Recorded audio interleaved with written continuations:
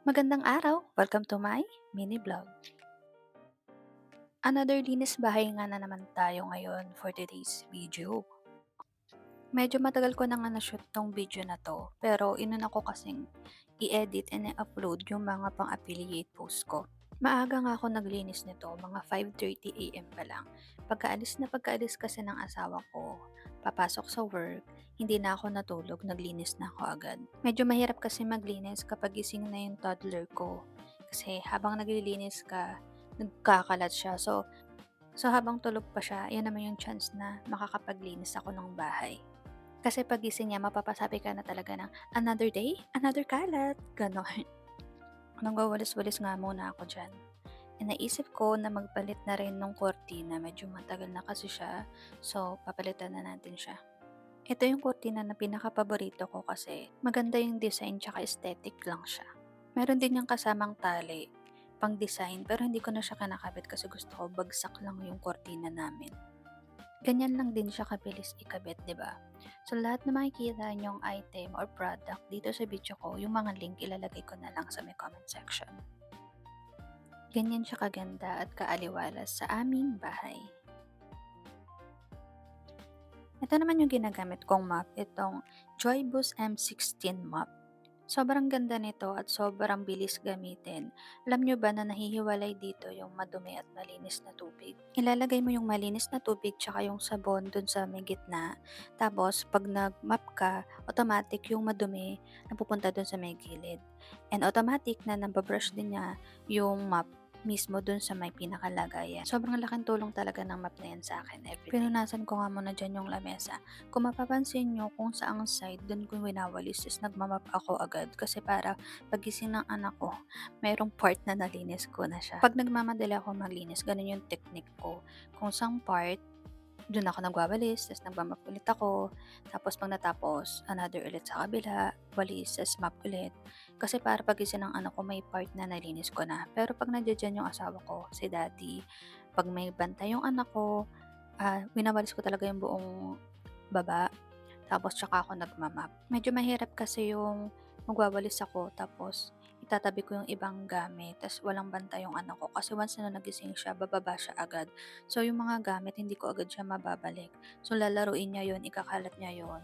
Tas yun, hindi ako matatapos pag ganun. Bakit ako naglinis ng weekdays? Pwede naman ng weekend para may bantay yung anak ko. Para nandyan yung asawa ko magbabantay ng anak ko. Ang pinaka-goal ko kasi kapag weekend is wala akong masyadong ginagawa.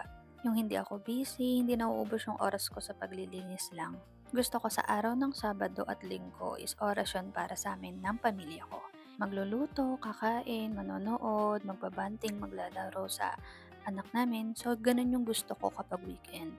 Kaya naman pag weekdays, tinatapos ko na agad yung paglilinis at paglalaba, pagliligpit, lahat-lahat na. Pinunasan ko nga dyan yung mga frame namin. Actually, madami pa yan, pero yan lang yung mga nilagay namin kasi yan lang naman yung kasya. Nalilito pa nga ako kung saan ko ilalagay yung isa dyan kasi mabigat yan. Ito nga pala yung picture and frame na galing sa Hello Baby. 5 months pa lang si Ken sa tummy ko dyan. Kung gusto niyo din ng ganyang 3D ultrasound with frame, punta lang kayo sa Hello Baby. Nandyan din yung baby picture ni Ken, yung picture namin tatlo, yung picture namin ng proposal.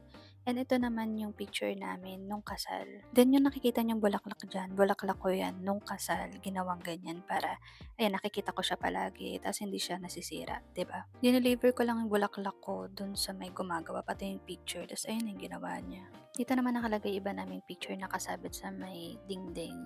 So, ito yung picture ni Ken ng 1 year old, tapos yung wedding namin, tapos yung picture naming tatlo. Sa kabilang side naman ako maglilinis. So, nakita ko nga tong dumbbell ni daddy. Ginagamit niya to palagi dati, pero ngayon hindi na.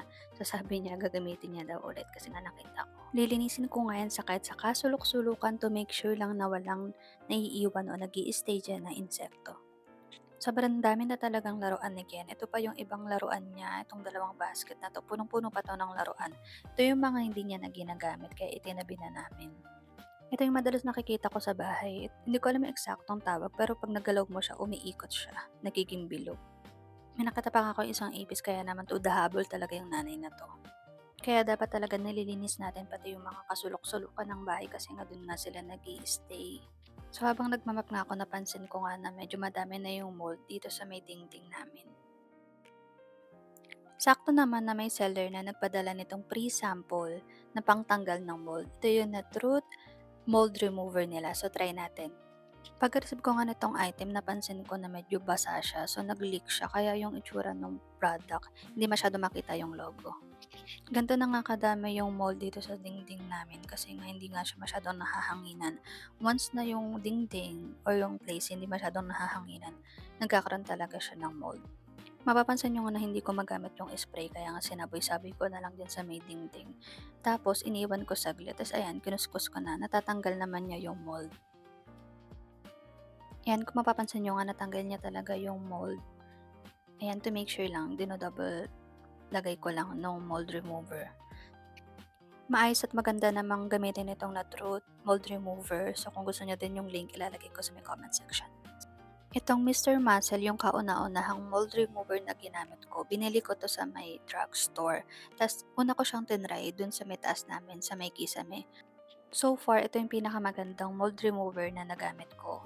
Kasi, konting spray mo lang sa kanya, matatanggal niya na agad yung mold dun sa may dingding. Parehas lang naman maganda at mabango gamitin itong na Truth and Mr. Muscle mold remover.